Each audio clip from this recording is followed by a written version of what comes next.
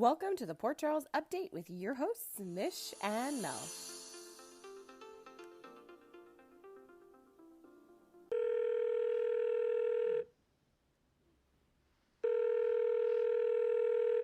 Hello. Hello. Oh my gosh. I am so excited to I'm finally so be excited. talking to you. Like, I'm so I excited. cannot. My mind has been exploding. Every day I hold my phone at night and I'm like, I cannot message her. I cannot do it. It's just, yes, we record. We record every Friday, but like this week, yesterday, I'm like, Oof. how are we not recording right now? Okay, so I am like I like wrote stuff because this is like the best part, right? That having this community, having the podcast, the Instagram page is that when crazy stuff happens, okay, we're not experiencing it alone. And that is the best part. Whether it's like crazy in a fun way or crazy in like a horribly sad way, we don't have to experience it alone. So like I'm not gonna lie, like I'm all up in there in the comments and I'm like, honestly, first of all, should I be saying this much in the Instagram post?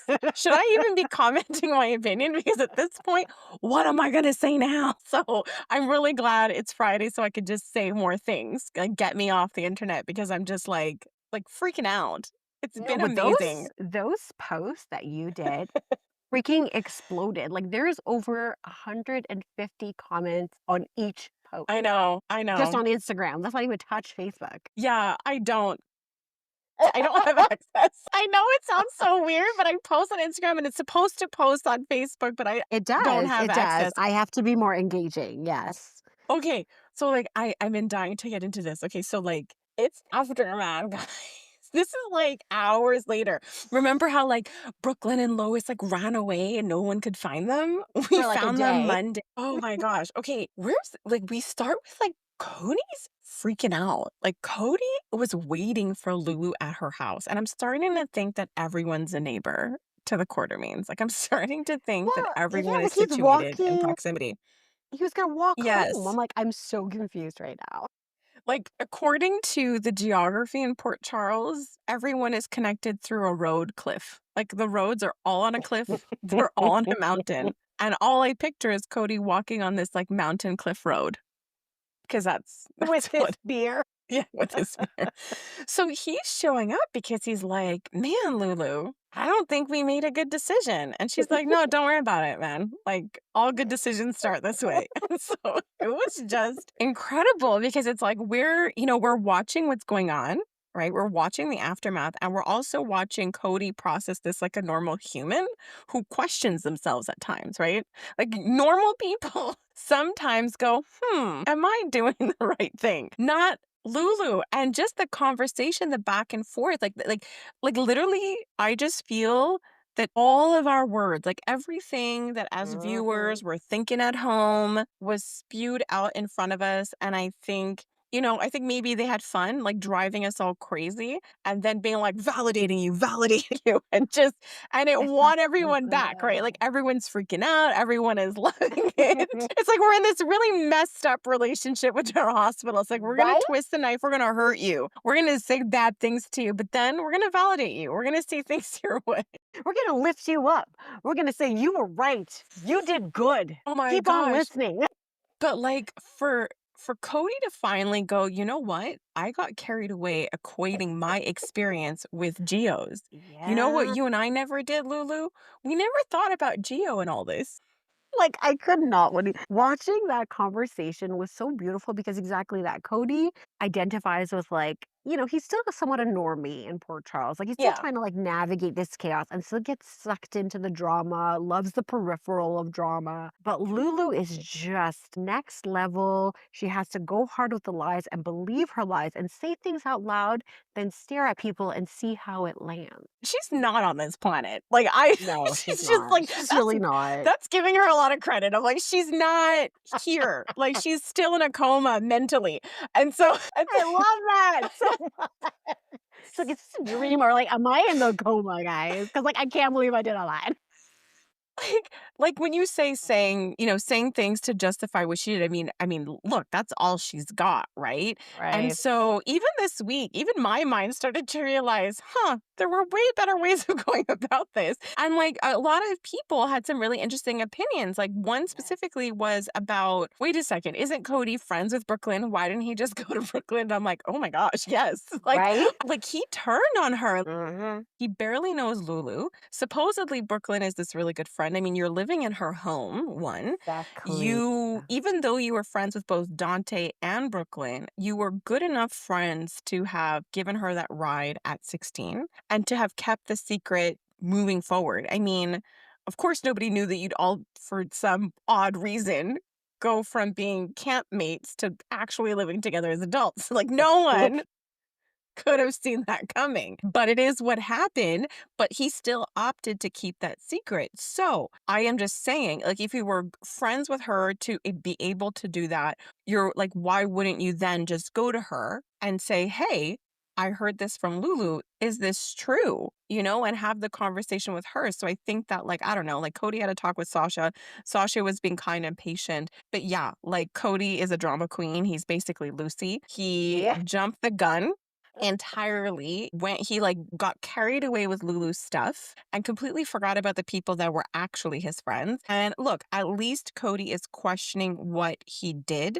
But then Yes. Lulu, the moment she said this, I was like, girl, like you will say anything to So funny justify because, like, what you did. She turns around and tells this guy, look, Cody, you and I brought this to light. And you know what? At the end of the day, Brooklyn would be a good mom. I'm like, okay, there is no planet where you're complimenting this girl, complimenting her. The fact that you are complimenting her is you being so desperate to be yes. like, I did a good thing. Exactly. My God, there were so many times this week that I went, "Girl." But it was so spectacularly done. And even in that conversation with Cody, he asked a really big question. He said, how could anyone come back from a lie this big? Well, have no fear. Lulu knows. She had the answer. She said, with a lot of love. Okay. And then these two words that I didn't even know were in her vocabulary. She said, and patience and time. That's what she said. She said those two things will carry people through challenging times. That floored me. But toward the end, it was just funny watching it because there's scenes together. You have like Cody questioning, but like Lulu doesn't really lose faith. She constantly keeps Yes. saying, like, good decisions can be really hard and it's going to be good in the end. And you just kept watching Cody go like, oh, wait a sec. She's cuckoo bananas. Like, I'm questioning what we did. And this woman is doubling down and you're watching him become more and more concerned. And he's sitting Yes. behind her. Like that picture I posted with her chin up, like that was the whole point. Like Lulu was just flying high. And even when Cody said like, hey, I didn't mention you, but I owned up to Dante about like every part I had in this. And she's like, "Don't worry. I plan to. Like, I plan to, like, own up to this." And I'm like, "Uh-huh. Wow. Oh my gosh." So, like, this is not the only conversation that's happening. So we have that, but then we're back at the nurses' ball and we're finally getting to see Brooklyn, Lois, Dante. What did you think of those conversations? Because I think Lois pretty much had all the conversations, like, all at once. She really did. But that scene with her and Brooklyn, that initial scene when it was just the two of them and she finally finds her, and there's like a moment where, Brooklyn says, "I can't breathe." And she kind of, her mom comes over, and then Yeah. everything unleashes from that. Like Emmy award winning scene, like right off the bat, you felt every feeling, you felt every emotion, you felt all the layers to it. Like we talked about it a little bit last week. The fact is, everybody has memories of Gio as a child, Yeah. interacting with him since he was a baby. So you could see Brooklyn like processing all of this and her anger towards Lois. And at this point in time, in this very first conversation, I waver between Lois's choices, why she did them, who she was really doing them for. So at this point in time, I'm like, Oh, yeah. do you know what I mean? One thing I noticed when I was watching, it was so funny how I kept changing how I felt about Lois depending Yes. on who she was speaking to. So when it Yes. came to Brooklyn, I'm like, ugh, like even today, even in today's conversation, when she says to her, I did everything you asked for technically. Right? Technically, I delivered. And I was Fingers just crossed like, behind my back. Like, what? it's like, okay, obviously what she did, was wrong. I think it's just so great and it's just so complicated, but I mean, at the end of the day, you made Brooklyn feel like she was the one making the choices and she came to you and it was all under the guise that you were honoring her choice. And that part wasn't fulfilled. And I do think for Lois, it is hard. Like I think what she was being asked was extremely overwhelming. You know what I mean? Like Lois is Brooklyn's mom, but she was the adult. Like she actually understands, that this baby will become a Brooklyn one day, will become this adult. So I can understand why for Lois, this idea of giving away this child when there was an opportunity to keep the child close. I can understand that, but obviously between Brooklyn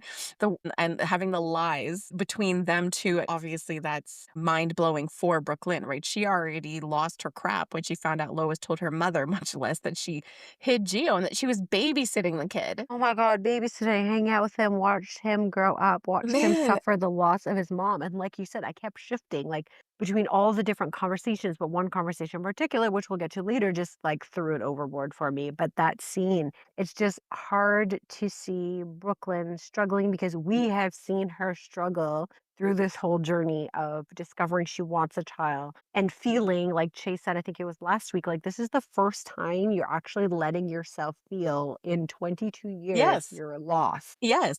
So this is a big deal. The secret you Mm, kept at 16, no one could really anticipate how you'd feel all these years later. So they're having this argument. And I mean, again, like for Brooklyn, this is a big deal because it completely shifts the foundation that made her whole reality. That's why it's so hard.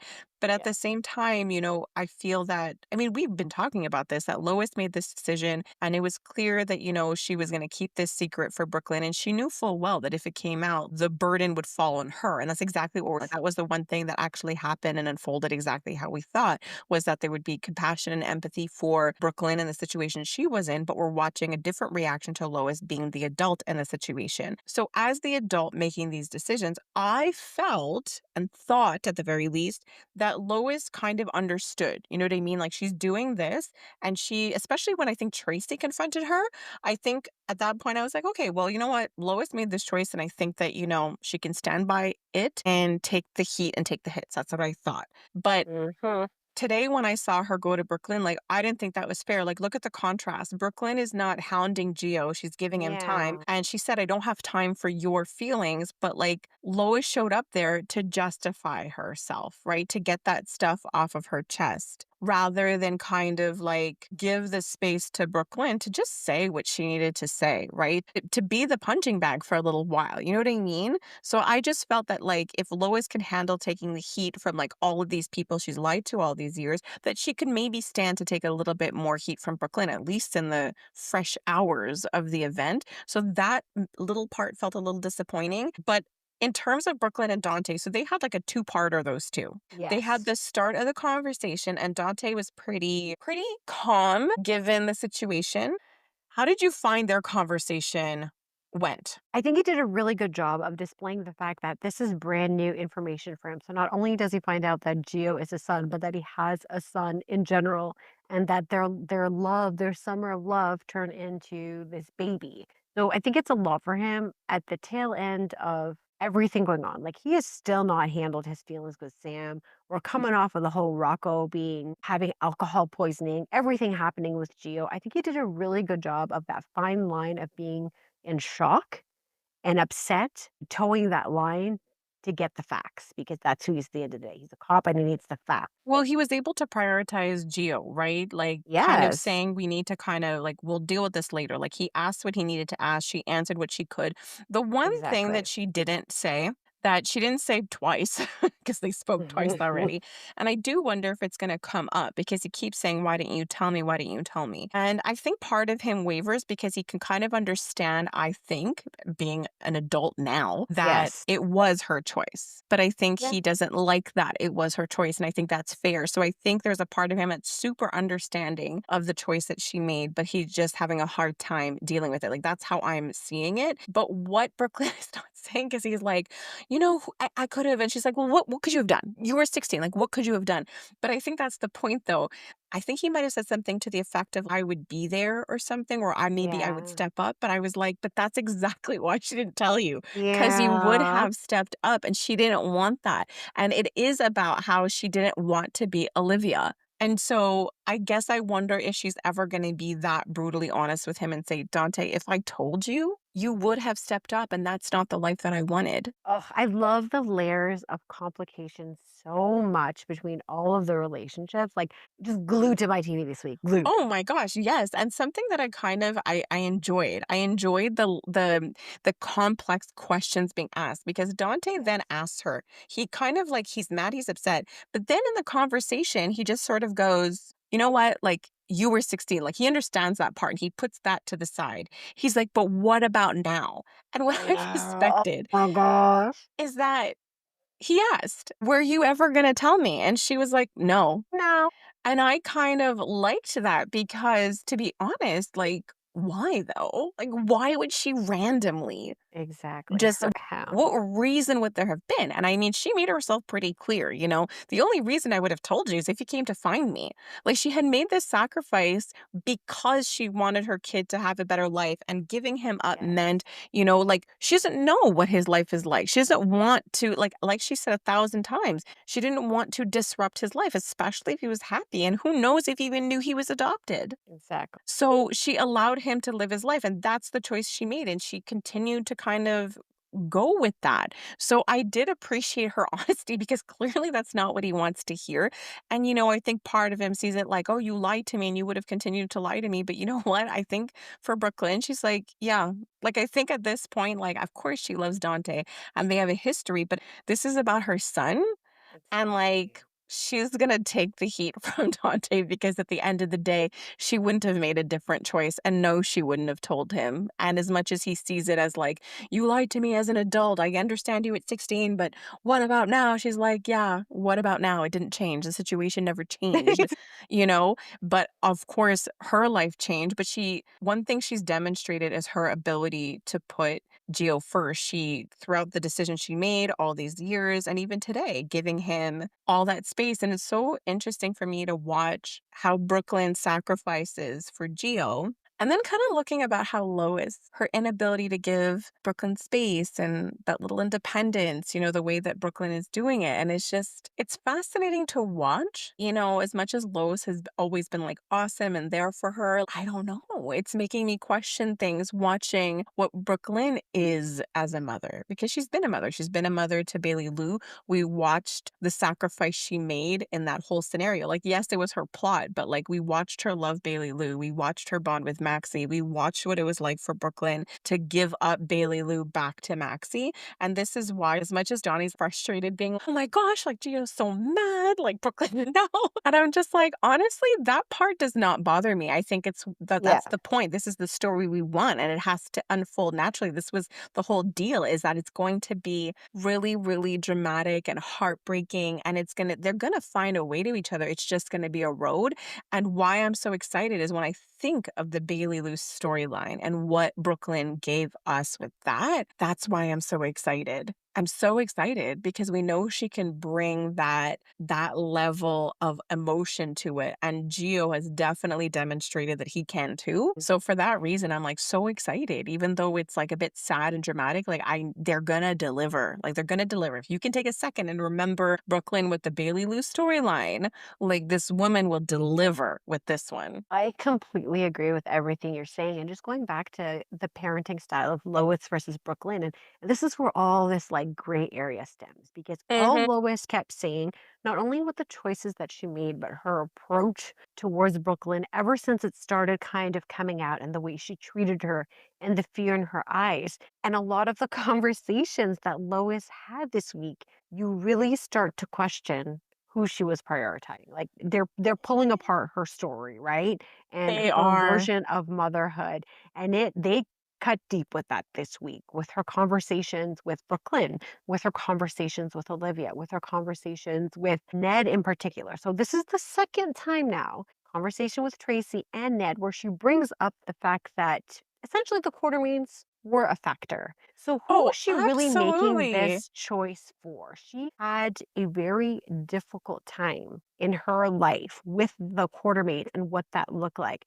Protecting your child is one thing, protecting your feelings and emotions are completely another thing. And that they're highlighting that so well between Brooklyn and Lois and the choices that they're making. Well, I think for the first time, like now that Brooklyn knows about Geo and she's making these like initial parenting decisions about giving space. One thing I do find funny though is when he walked out, Dante made some statement about how you can't control your kids. I was like, Hmm. dude, remember the Rocco storyline just a few weeks ago? But what's that about? Silly. Oh, anyway, so watching Brooklyn make her initial parenting decisions, especially today, like I was like, what's happening here? Because I could see Brooklyn maybe for the first time questioning, wait a sec. I went my whole life believing my mom was like, wow, like supporting me at 16. Like I messed up. Mhm. Like I came home pregnant and I told my mom and my mom stood by me. And I think she may be questioning, wait a second, I was really, should we have really kept it a secret? Like taking the Mhm. responsibility of choosing to kind of adhere to this plan at 16 and she's taking responsibility for a choice she made at 16. But that's the thing. When she spoke with Ned, I mean, come on, she made it real clear. She didn't want the Yes. baby with the Quartermaines. And the thing is, she had the luxury of hiding behind Brooklyn's decision of Yes. like not wanting people to know. Let's be real. Brooklyn probably felt ashamed. She said she was freaked out. She didn't want to be pregnant. But I'm just saying, you know how Lois needed the support and she went to her mom. I Mhm.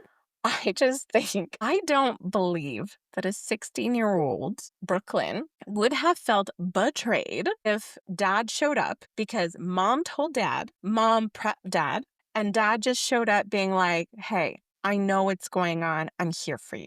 I Yeah. don't think Brooklyn would have been mad. So I just think that it was possible as a parent, like when your kid confides in you, and I Mhm. understand that. I think Lois is taking that thing that a 16-year-old child said, like, don't tell anyone or I'm in trouble. I'm I gonna be your think best friend. yeah, I think she took that and ran with it when, even though Brooklyn didn't want you to, like, she was the mother and absolutely, was within her right to be like, say yes to her face, then go talk to Mhm. her dad It's and called then sit parenting. there together and say, look, I just think this is too big. And I spoke with him. And just like I will respect your decision, so would he. So I think she made herself clear with Ned that she was purposely keeping this child from the Quartermaines. That was absolutely a factor. But when Yes. Olivia came in, that's where I was like, meh, you don't owe Olivia anything. Like, it's just not the same. Like, it's absolutely not the same. Like, when I think about, like, what Ned was owed, it's not the same, I feel. Like, Olivia's walking in there really upset. And I was so conflicted. I was so conflicted because part of me was like, okay, so you made this decision, like, 22 years ago. I can understand how it made sense at the time. Like, well, look at me. I'm helping my daughter. I'm keeping this kid close. But no, I don't necessarily believe that she was making a malicious choice. I don't believe, like when Olivia was saying, like, you did it because you didn't want to share Geo. Yeah, No, I probably don't believe not that with, like, either, I but, don't like believe she didn't want to share. I think she didn't want to share Geo with the Quartermaines, that's for sure. But I mhm. don't believe it was that childish, like, Geo, like, I don't want to share you with anybody. I don't think that was it. But it's just No. such a different dynamic because even though Olivia is, for instance, a grandmother, I think that the relationship, it was more about the fact that, you are my friend. But we learned today that it's not like Olivia had ever told Lois about Sonny being Dante's father until the truth came out and everyone found Yes. out. And so it's just, it was a bit odd. You know what I mean? Like throwing stones here, like Olivia getting so mad about a secret being kept when she had done it herself. That's one of the best parts. It was so fun to watch all these different people's reactions. Lois' response was, the best. Like, you basically made your son get shot. Like that's what your secret did. Mine is bad, but Yeah. not so bad. Yeah. So it's like I kind of enjoyed that because the dynamics were so different. Their relationship is different. So it Yes. means that sort of the boundaries and what they owe each other was somewhat different. And we both know, like in that moment, this was about Lois's daughter. And Mhm. I didn't disagree with what Lois was saying, like we watched you struggle. I didn't want that life for my daughter. I don't disagree with that. But I also believe that Lois is proud of Olivia and thinks she's amazing for having kept her child and raised Dante. You know what I mean? Like, that's why it's so interesting because everyone's mad and everyone has a right to their feelings. But in this instance, I feel like, yeah, you made a decision. Was it the best one? It was just a decision. Yeah. And no one could have predicted how terribly or how people would feel when the truth came out or what it would actually mean to keep this a secret beyond this baby being an infant. Like, what does it, like, no one Right. knew that his mother would die. Right? Oh So my it's just really word. fascinating because no one could predicted this. And then Sonny rolls in. Oh, Sonny's used cool, yeah, calm. he's used to everyone keeping kids from him. So he's just like, "All right, here we go again. Why?" And he's not gonna throw stones. And so he understood that you were trying to give me a relationship with Gio by coming to me for money. And I'm like, "Well, that makes it even worse because you felt that it was important for Sonny to have a relationship with Gio.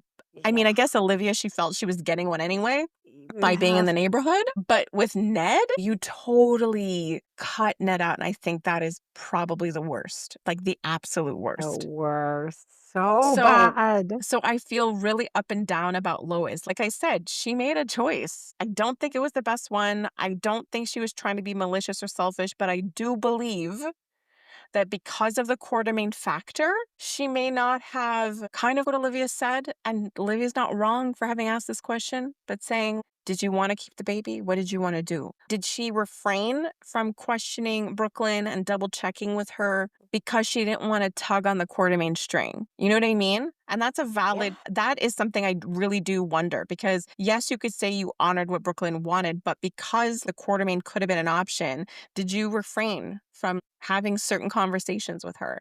I mean, at the end of the day, like Brooklyn keeps going over it herself and kind of reiterating that, she wanted her freedom and she wasn't ready to be a mom. It just went better than I could have ever imagined because not only do we Right? watch them go at each other, Olivia and Lois, but then we watch Lois go home and be like, oh my God, baby girl, I get you. I understand you. So it was just so crazy. You know what I mean? Watching how these people were so angry at Lois for the lies and everything, but then turning around and really supporting Brooklyn. And it just goes to show the nuance of the situation. Absolutely. Like it was so multi-layered, so many feelings. Oh, when Tracy just storms into the house and Emma and G are standing there I like two know. lost puppies, and she's like, "What's wrong with you two?" But I love how she goes from that big Tracy personality to as soon as she finds out what's going on, that softness and her eyes tearing up. Like like everybody was so incredible this week, and her just kind of bringing Gio into the love. We already knew she loved him. Whatever he thinks, she treated him with the utmost respect and cherished his opinion and having him around and to know that he is family, just like you could see her heart exploding with joy. Oh, absolutely. There's nothing more powerful than a kind Tracy. And just Right? watching Gio break down, just, trying to show him who his family was. But I mean, obviously, it's really overwhelming for him, to even process that. And Emma getting tossed in the mix. I will say this, it just felt so like pinch me moment. I'm like, did Emma just take this boy to the bridge? Did Emma Oh just my take gosh, this wait, what did I boy? write about that? I wrote a very specific thing. I wrote she went to the complicated bridge of love. Oh my gosh, yes. The visual was kind of amazing. Dio is still struggling. He's still angry. He did come to terms with things at the end. Not really, but like today, he sort of decided he would go home. And I was laughing because when he was telling Emma, no, I don't want to go home, I was coloring at the same time. And then I'm like, oh, I'm going to go to Canada. And then 2 seconds later, he said that and Johnny started laughing. I was hoping something more specific, like, "Let's go to Montreal." I know. In that scene too, I think when he was, like, contemplating those last minute things, I love that he said, like, "Everybody keeps calling me." And then you have Brooklyn with, like, 20 calls, you have Dante with, like, 2, She and said then some unknown numbers. yeah. So, she called 3 times and texted him 20 times, but you're right, Dante gave it a go twice. I was like, "Meh." Such a dad, such a dad. Well, he had his hands full, as we saw. Mm, So Gio finally realizes I don't have all the answers. And I get it because he's going to go home to all these people and it's going to be overwhelming. yeah. But, I'm glad that Emma was there to kind of keep his head on straight, especially when he started questioning his own mom Yeah. Oh, and he was reciting the story and it's like, "Bud, like you were her reason for living." Like that's a huge thing. So I'm definitely glad like Emma was there for that. Going back to Dante for 2 seconds. Well, we actually are going to go to Dante and Lulu. Before we do, it was this line that he said to Brooklyn. He said, "You lied every chance you got for 22 years." And then I was like, that's a lot. It it's just funny because this is not the first time. Like, remember the Bailey Lou situation? He has this thing about Brooklyn, like, "Oh my god, I love you. Thanks for, like, being a longtime friend, and I could talk to you about anything." And then he'll, like, freely walk around telling people, "Yeah, like, Brooklyn is the worst." I Like, when he, know. like, warned Chase about her, or even in that Mhm. moment, like, I understand the decision you made at 16, but then confronts and goes, "You lied to my face every day for 22 years." And it's like, well, that wasn't at the forefront of her mind for 22 years.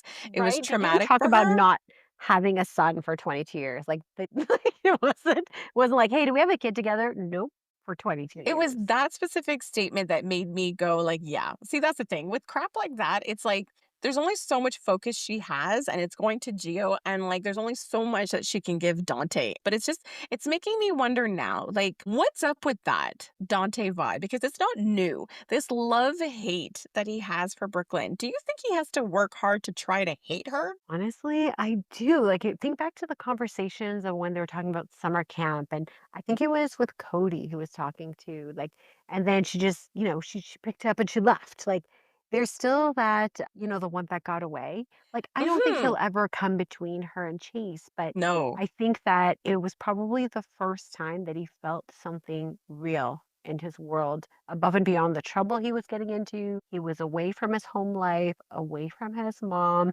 and he made a genuine, real connection with her, and I do think that that is confusing to him. So basically, it's like it wasn't just a fling. Even though they were 16, it wasn't just a fling and there was something real. Because like Brooklyn kind of Yeah, brushed it off as like it being nothing and they were just being kids. yeah, because she had to, like, at 16, she's more logical. He's saying things like, "I would have stepped up." So what would have happened if they dated past the summer? Like, does he think about stuff like that? I don't know, but I guess right now I'm just putting it out there that it's possible that long term they might touch on those moments to talk about how maybe the love was always there and what he did to keep it at bay because he just Yeah. wasn't aware. That was a very decent Carly statement. What? Keeping the love hidden and how he chose to deal with Oh, it. yeah, it's a total reference to, like, how they frame Jason and Carly, like, when they were Mhm. getting married and that whole montage, I was like, "Huh, it was always there." That was a really helpful montage, but, like, it was so funny because like, while Olivia and Lois had their thing, like, Chase was walking in, I'm like, "Oh, no, are we gonna have a best friend off?" Like, Dante didn't I get a chance know. to tell off Chase. Hopefully what Chase said was it wasn't my story to tell is enough because like I mean, again, Dante could be a type of way about Brooklyn, kind of sometimes rough and harsh. Yes. Whereas, like, you have, like, Chase stepping in as a protector, the way he did with Lulu to be like, "I don't know how you see my wife, but she's important to me and she's got people, so back off." And even with Dante, it's like, "She may be your long-term friend, and I get that you're mad, but this is my wife." So it's almost like Exactly. sometimes, like, Dante and Lulu obviously see Brooklyn through these really weird, young, distorted eyes, and they kind of refuse to see, like, she's not a cartoon nor is she a punching bag. Exactly. But then he left and went to go see Lulu, and I have to I think wait, what did people vote on? Okay, because I did a little vote to see, like, which confrontation people love the most. Because these brothers were busy. These It was brothers really hard to oh, choose, yeah, like, honestly. they So were many people were just conflicted. so let's see, okay. 71% right now are voting the Michael Willow face-off versus the Dante Lulu. But I mean, I'm just gonna say they were both highly, highly satisfying. How did you feel about the Dante Lulu face-off? I think I watched it like 3 times. So many times. Like, I wrote literally the first line is, "Such a satisfying scene." Oh my gosh, because he said all the things, he called her on all of the stuff. Like, he didn't let one of it slide. And honestly, he made me think too. Because when he said, "Why didn't you tell me?" And she said, "Brooklyn made me promise not to." And he was like, "Since when Right? do you care?" And I was like, "Oh my gosh, yeah." And then he brought it up. He's like, "You even wrote an article about adoption just to get under her skin. And you're telling me you care enough for this?" And when he started like accusing her, like this was all about your hate for Brooklyn, like it was so unbelievable. I'm like, "Lulu, do you hear you?" She's like, "No, no, it wasn't. But she's the bad guy, not me." Like I couldn't believe she said that. I'm not the bad guy here.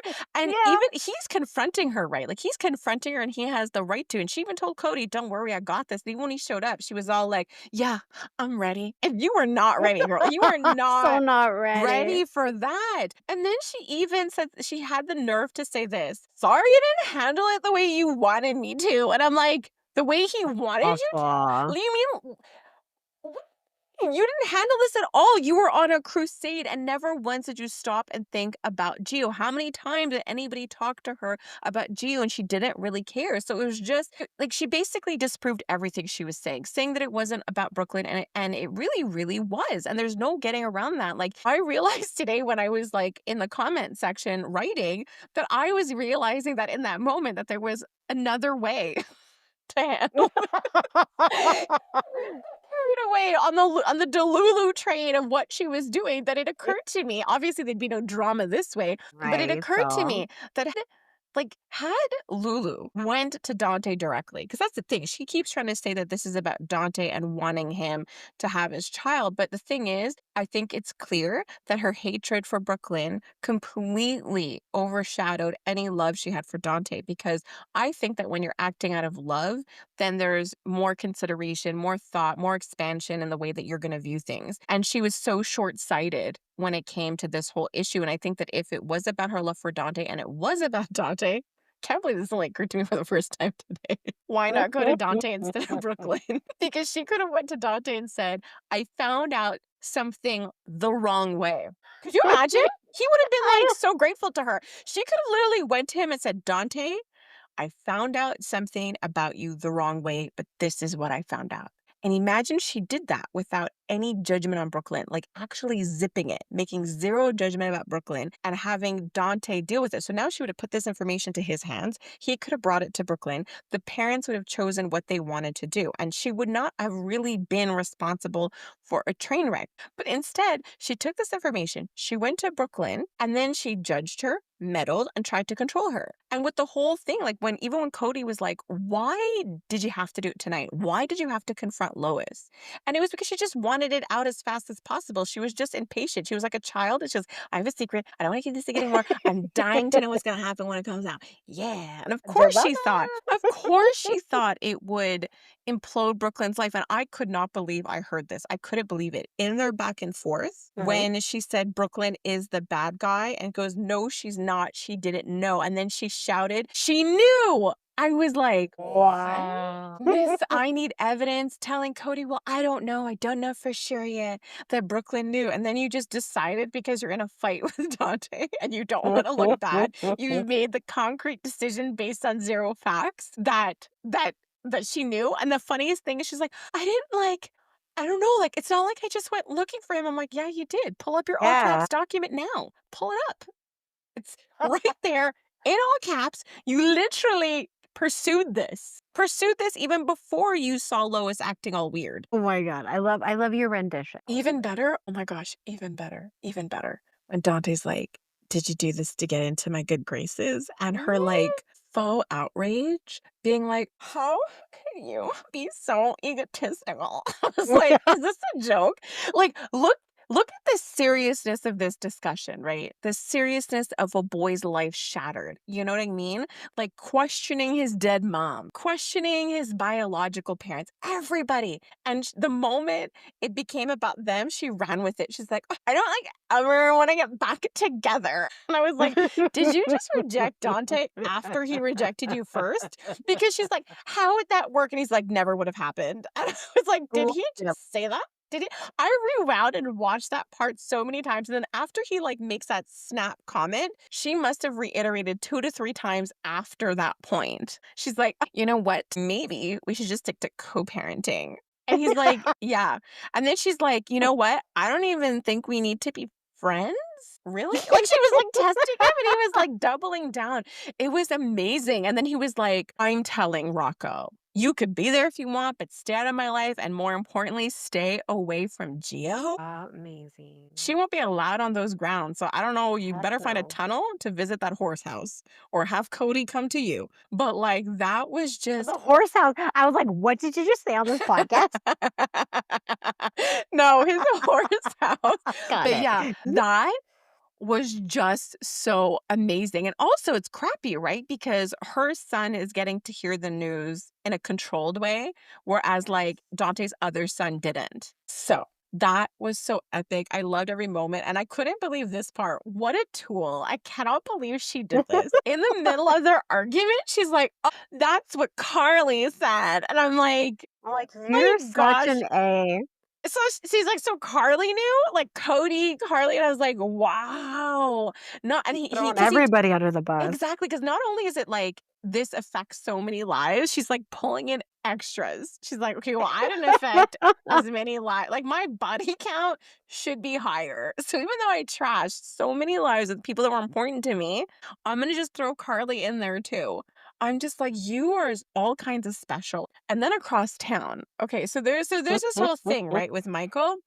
Okay, hilarious. Michael snatches Wiley at the nurse's ball, and Willow can't run faster. Like I'm just saying, if you're that concerned Hilarious. about Michael catching Wiley and walking out of the ballroom, I'm like, you're not running fast enough to like catch up with them and like, I don't know, save your son if that's what you're trying to do. That was just amazing. Like the whole like that was first of all, the most epic debut, and I would say most well-received recast ever on soaps. Okay, yes, because I'm like, I already love him. Like, he has Everybody loves just him. done such a great job, and that is large shoes to fill. And I think I got the expression right this time, so yay Yes, me. I'm happy you said shoes. I don't know what else you could have or I would have don't know, said. but I But always mess things up. So, mhm. anyways, I was just really happy to have the character back. But we both always say, like, it takes a beat to adjust, and you're like happy they're in the storyline, and we kind of go with the same lines, and we truly mean it. But I was in from day one. Yes, because not only did this Michael show up, he showed up.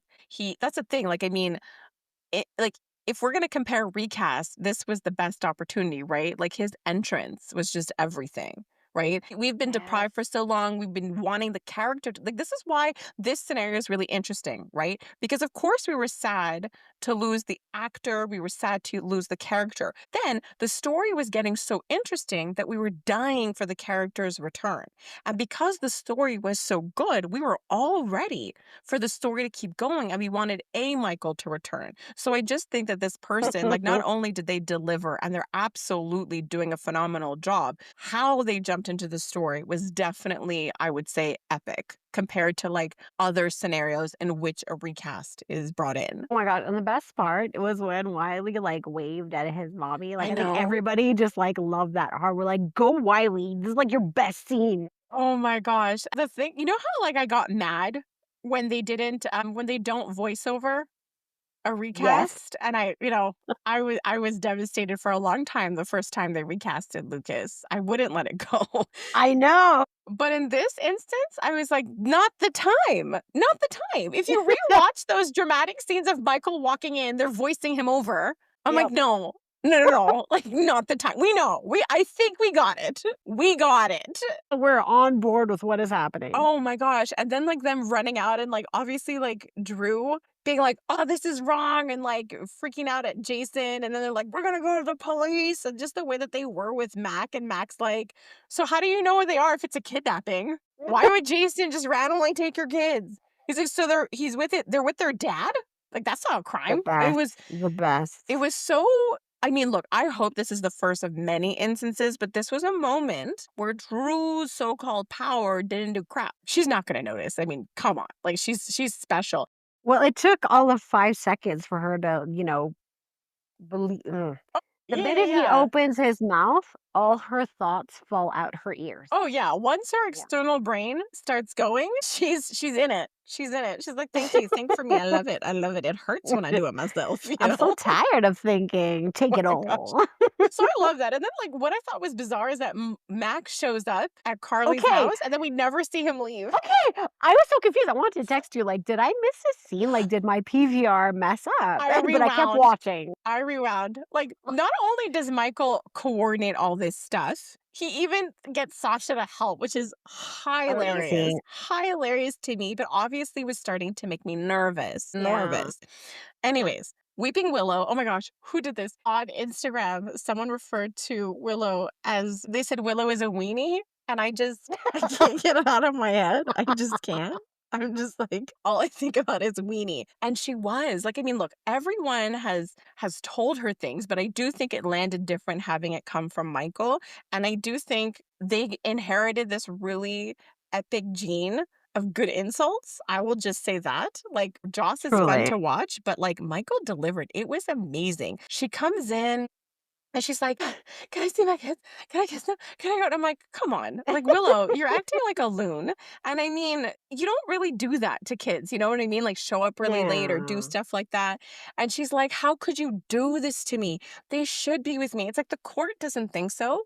Like, at all. And then she was like, I have been their sole parent for months now, feeding them, doing all the legal stuff, taking them to school, living up to my minimum obligations, because God knows I'm not talking to them about their feelings. But when she said that, I've been their sole parent for a few months. So I'm like, so that guarantees you the rest of their lives? What I kept thinking about, so like, what does that mean for Michael? Because he took care of the kids for months while you were getting medical treatment, when you hid Exactly. your cancer from everyone else. I just was like, to me, I was so floored that she brought that up. You know, like the whole argument, right? He left for medical care. You had medical care. You lied about that. You kept your illness a secret. Exactly. And a bunch of people rallied to kind of be there for your kids when you couldn't. So does that entitle all of them to your kids? And just of when, like, realizing now that Michael's case, you know, of course there's all this stuff about Drew, but it's the case is about the decisions Willow made. It was about the kid's stability. But like, Wiley is the key. It's the fact that the child voiced these things. Yeah. And so, like, I loved it. It goes, you drag them to live with, you know, their uncle, their great, and Scout's like, they love them. They want you. She's like, did you ask? And I was dying of laughter. She's like, I didn't have to. Oh my gosh, somebody too had the funniest comment. Oh my gosh, I'm so sorry guys for not writing them down. But someone had the funniest thing to say about Willow, about like how complex this issue was, and about how the so many times Willow was like worried about, like, you know, whether the kids will have questions. And they said something to the effect of course they have questions. You're sleeping in the bed with their great uncle. How would they not have questions with everything going on? So I just absolutely love that moment where Willow realized Wiley wasn't happy, and she was the one, like I said, the sole parent for months, and she didn't know that her son was unhappy or missing his home because she never bothered to ask. Everything was about pleasing Drew and sticking it to everyone else and proving that their love was just everything. But Mish, not only that, she was wearing her ring to not confuse the kids, guys. Just knowing, she's like, like, I just can't with that. I didn't want to confuse the kids, but while my husband is at home, I think I'll take one of our kids without asking to DC and then Yeah. leave him in the other room and go and have some fun with My husband's uncle, because that's not confusing. There's no questions there, that's Not for at sure. all. No, no, not at Yeah, all. Yeah, and yeah. then I'm Mm, just gonna yeah. take them back and forth between, like, the gatehouse, my mom's house, the gatehouse, my mom's house, and my lover's house. Mhm. Mhm. Oh my gosh. My favorite was when Willow tried, because that's the thing, like, remember when Isaiah was like, "Well, what about the kids?" And it was really Yes. subtle, but, like, it's echoing a lot in my head because when she's talking to Michael and he's talking about Wiley and he's talking about what he's learned and he's talking about why he's doing what he's doing and questioning her choices, like, "Have you talked to the kids?" She's like, you're just so petty. You just don't wanna see me, like, happy." And he was like, "I don't care if you're happy. Like, why Exactly. would We're that be my adults. concern?" And then when he walks away, she's like, "Oh my gosh, he's that man now? What did you think? I don't understand. What is he supposed to be to Michael? Why are you offended? He could have called him a plenty of things other than that man." It was so bonkers to watch, the same way I felt watching Lulu, just like the words coming out of her mouth and it just not making any sense. Like, Willow truly expected for Michael to forget he had children, forgive his uncle, give Willow his blessing, hug her, kiss her, and send her off into the world. Well, remember, right? Most of the men she met in Port Charles found her with their white horse and like saved her in some shape, Like it started with Chase and then it started with Yeah. Michael. And she is used to people turning their lives upside down to save her and to help her. And we've talked about this before about Michael being the mirror that she's been running from because she is really focused on this idea of being good. And even Mike, it was Yes. really fascinating listening to Michael talk about how that affected him, that he saw her as so good that Mhm. he felt the need to hide certain parts from her, right? Yes. To live up to this standard of being good. And then, you have him talking to Sasha. And it's so interesting when I think about all that. I mean, look, it's clear that Sasha is the Carly, and I thought she was off the show, but like Willow is kind of like the Brenda, not loyal, because like Michael hides a lot of things. But the point is, even though Michael is not in the mob, his family is really complex. So he does have to be careful about that inner circle and who he can trust. And Sasha was present at a shooting. And when Michael attempted to end things, she didn't want that. And she even sacrificed her relationship and pretended to cheat on Michael just to help him. Sasha is definitely a different kind. Whereas, like with Willow, he did hide a lot about his family from her. And the one time he loops her in on something illegal, like about helping Jason, she went and told Yes. Rue. I know, it's really messed up. So I think it's fair to say that in terms of echoing the Sunny Carly relationship, Michael has never wanted a turbulent relationship, but I definitely see Sasha as his Carly in the sense that they're family no matter what, and they'll look out for each other no matter what. And Willow is just not capable of kind of being with Michael on all of his sides because they basically acknowledged today that Sasha knows all of Michael, and Michael says, "I didn't really show her all of me," and that whole thing. So going back to Willow, it's really, really hard for her to hear what everyone else is saying because it completely defies her whole identity and how she sees herself as sort of the good one. Remember, she's the good one. Nelle is the bad one. She's the good Yes. one. Nina's the bad one. All these people are awful. She's the good one. That cult was really bad. I'm the good one. I'm a teacher.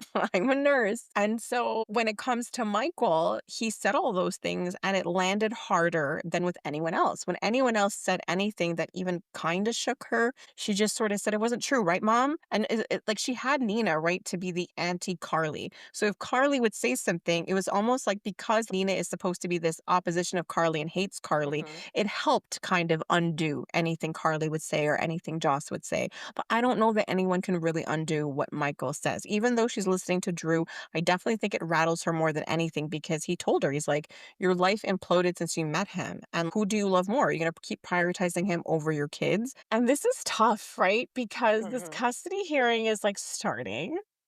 And Willow could lose her kids. And I'm kind of thinking she does have to, though. Like, if we're talking about the evolution of Willow's character and her affinity for cultiness and having a cult brain that needs to be deprogrammed, technically, for her character to grow, she would need to lose it all to then rebuild and have a solid sense of self. Yeah, and that's exactly what Nina basically said. We talked about where we Mm-hmm. thought Nina would land, but before we get to that conversation, oh my gosh, that conversation True. with Willow and Drew in the car. So Mm-hmm. he basically said to her, "Okay, choose me. Okay, great. You're choosing me over your kids. We're also keeping the ring to potentially give to somebody later. But not, I love you so much that I understand this is hard. We can break up and then get back together later. It was Oh, stay with no. me, suffer, potentially lose your kids, but you love me, right? You love me, you love me, right? You love me. Okay, I said it enough times. You love me. Well, even creepier, he says, well, if you leave me, Michael could still keep the kids from you and then you'll be all alone. I know that was so messed up. And because,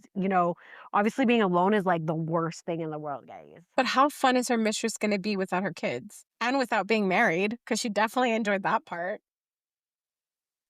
It's gonna go down quick. The magic has left the building. But I truly, truly hope so. And so then Nina needs a friend to talk to about all this. She's concerned. It's just that's the thing though. This whole Nina stuff, it's like she's been running around trying to do all of this stuff and nothing's really working? And I think it kind of all boils down to like, had you just told her the truth pretty early on, you could have probably stopped this from happening. Maybe. And so she's tried and she keeps telling people that she's close to Willow, that she's a close, and I don't believe that they're close. I No, don't I think don't they're close either. because the thing is, Drew just needs to say one thing and you're out. You make one mistake, you're gone. Like she doesn't have a strong foundation with Willow, and I don't understand what her game plan was. It's like you aligned with Carly and then you blew that whole thing up. And now you want the same things that they want. You know what I mean? Like I don't know if Nina even knows what to do with herself. And look, I'm kind of annoyed with that whole fight between Carly and Nina. While it was like entertaining in the moment, it's just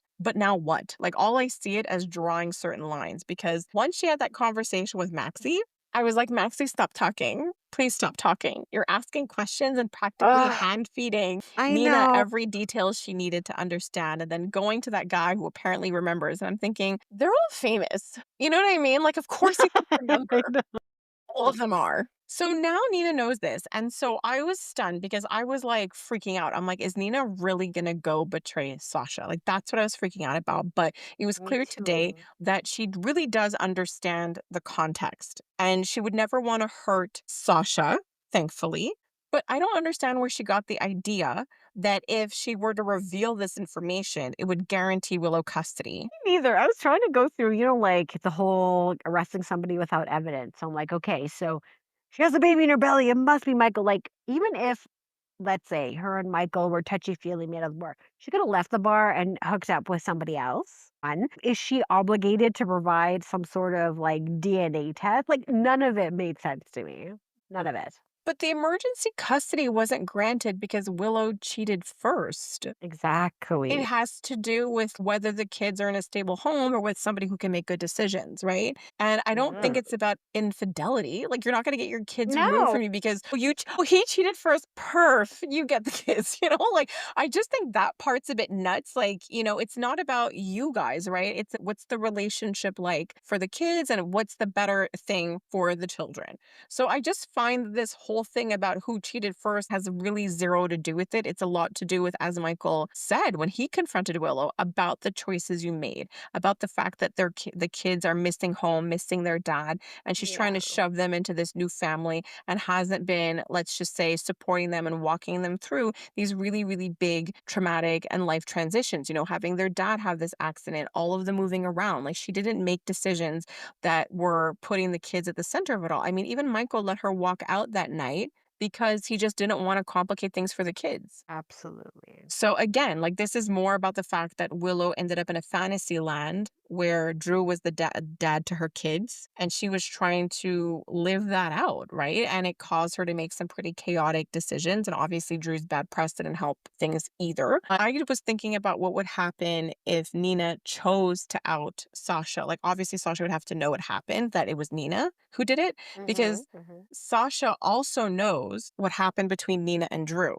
So initially, before today's scenes, I'm like, well, this is going to be an explosive custody hearing because if that news comes out, then why would Sasha protect Nina at that point? Exactly. So in my head, I'm like, are those two secrets going to come out? I don't know. But if Okay. things were to blow up, think about it, she would be destroying her relationship with Sasha, which she did recognize. So I don't know that Nina would cross that line. And I think that Nina values Sasha because at the end of the day, Sasha is her real daughter in terms of the Yes. relationship they have. Like that's a solid foundation. Sasha has not necessarily approved of anything that Nina has done, but she has stood by her, loved her, and accepted her for exactly who she is. And that is not something Willow has offered her mother. They don't have that kind of relationship. And No. so of course, like Nina says it herself, it's really hard for her because she missed out on her kids' lives. And the fact that she found her biological kids is a huge deal because in some shape or form, it kind of like is compensation for having lost 20 years of not just being in her kid's life, but her own life. She was in a coma for 20 years. Exactly. So there's definitely a lot there that makes her scared. But at this point, to be a mom, not that I agree with that whole fight between Carly and her,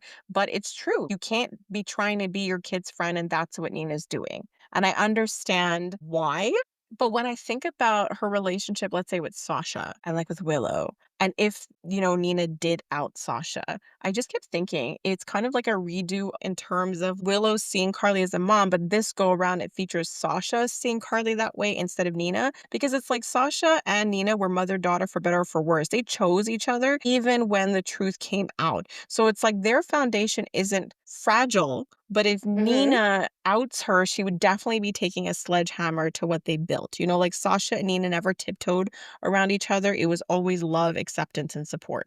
Does that make sense? Because I do feel that, they are kind of mother-daughter, Sasha and Nina, and it wouldn't be a big deal to kind of draw that line. It would be harsh. Like her kind of when Nina was talking it out loud to Ava and just kind of like laying out everything she knows, but actually saying, like she would never do that to Sasha. Like, and that's the difference, right? She found out something and so two bad things happened. She slept with Drew, but the way she tippy toes and talks about telling Willow is really different. She finds something out about Sasha and the way that she chooses to keep that information and protect Sasha, even though she's using very similar words, the emotions are so different. What do you mean? Like when she talks about Willow, it's so fragile that she Yeah. doesn't want to break it, right? With Sasha, it feels it's not that fragility, it's literally Sasha she wants to protect. And I don't know if I'm making sense right now, but like you said, the foundation with Sasha is so strong. Like I Yes, don't see yes. how Nina could in good conscience break that for this surface level mother-daughter relationship she has with Willow. No, I see what you mean. Like it's kind of like when we're watching the show, we're kind of acknowledging the really strong bond between Sasha and Nina. And it's true. You know what I mean? Like I think you're right. The way that Nina kind of talks about both of them does say a lot about not just their dynamic with Nina, but who their characters are just in general. And I I do think that like again, I think Nina is prioritizing and considering Sasha in all of this. But I also think if you're not willing to out your secret to help Willow, why would you out someone else's secret to help Willow? Exactly that. But I think I'm getting everything I dreamed of. Like we're talking about echoing storylines. When Rick walked in and it kind of looks like, oh, I don't know what I'm going to say because she knows this new information. And he asked, do you have new information? I know. Do you know what I think was really going on for Wait, Nina? tell me. Well, not so long ago, well, probably long ago, Nelle asked Nina to testify for her. And Yes. Nina said yes. And when Nina got on the stand, she didn't say anything that Nelle had expected her to say and lost her child. And I have a feeling history is going to repeat itself. So while she may not out her secret with Drew, she may have to be honest about her feelings of Willow as a mom and the choices she's made recently. And I think she may get on the stand and say things that Willow may not expect because, at the very least, if she says this and Willow doesn't get her kids, it assures Nina that Willow will still be in town. That was a really interesting revelation on Nina's part, saying that she needs to, like, even Ava was in shock. Like, she needs to lose her kids or at least have shared custody. If not, she'll just take off. Yeah. So I actually think we might get a repeat of the last time Nina supported one of her daughters in a custody case. Oh my God, I cannot wait for this custody case to begin on Monday. Like, I I'm think it's just, gonna be the best custody case ever. Curtis, my man. Okay, so him, it's really funny how he like tries to like take more stuff out on Portia. Yeah. Carly wanted help and I couldn't help her because of you. That's not true. It would look really bad if Michael's media outlet went after Drew during a custody case. Not a good look. But apparently he wants to find Jacinda, and I think he's going to want to get Jacinda to say some stuff about Drew that he knows is not true. She can name Nina and Portia. So obviously he wants to find Jacinda to make sure she says a different story. Absolutely. I think that's fantastic. She should come out with a statement. But what killed me in those two scenes, because you have like Bobo Curtis and now Bobo Portia, is like, I don't even know how like Tracy got I framed. know. It's like He's like, hello. Drew set her up. It was really funny. It was really funny. For that, I don't know how those two are going to pull anything off. Well, this is the thing, and that's why I'm laughing, because those Portia on her own just created a larger mess than even possible. Curtis doesn't really know how to do stuff without Jordan. So the two of them together now, oof, But oof. it's funny because it's like you have Curtis going, "No, I'll handle this. I have a plan. I'll find Jacinda." And then you contrast like Curtis and Portia with like Alexis and Christina. It's like the same dynamic. Like, stay out of this. I will handle those two. My gosh, Christina really needs to never talk because she's like, see, Never. thank you for saying that I really never meant to harm anyone. I'm like, you did. You intended to kill Ava. Can you just stop? Oh my gosh. I never meant to harm the people who were actually in the car of the original person I wanted to harm. Come Oh on, my guys. gosh. Oh my gosh, that one. You're lucky. He's like stuck in the middle of a terrible situation. Is he gonna like? So, do you think Are you he's talking gonna about his tell love Elizabeth life or this everything? Christina thing? Goodness gracious. Okay, that being said, that scene with Laura and Elizabeth was hilarious. And her seeing Rick at the house and all of the banter, it was so freaking funny. I love all the Laura's the best. Like early start of Laura. I know there's a lot of other things going on, but this just made me giggle in the chaos of everything that she just kind of poking at Elizabeth like, Rick loves you, Lucky loves you. I want to see you with my son, but it's all cool if you make your own I choices. I know. love you anyways, but choose Lucky. But that's the thing, because Laura and Liz are forever. Lulu and Lucky, Yeah. she can end up in a coma any moment. Lucky We can, don't know. She might leave. still be in the coma, as you She's explained to she's me. mentally in a coma right now. She should start telling people that. If she wants a chance to have a relationship with anyone, she should probably tell people that. But The no. brain is the last to thaw, guys. So her legs first, obviously her legs, but they thawed first. Oh my gosh. I mean, yeah, I can't with the physiotherapy logic between Kai and Lulu, but whatever. It's just whatever.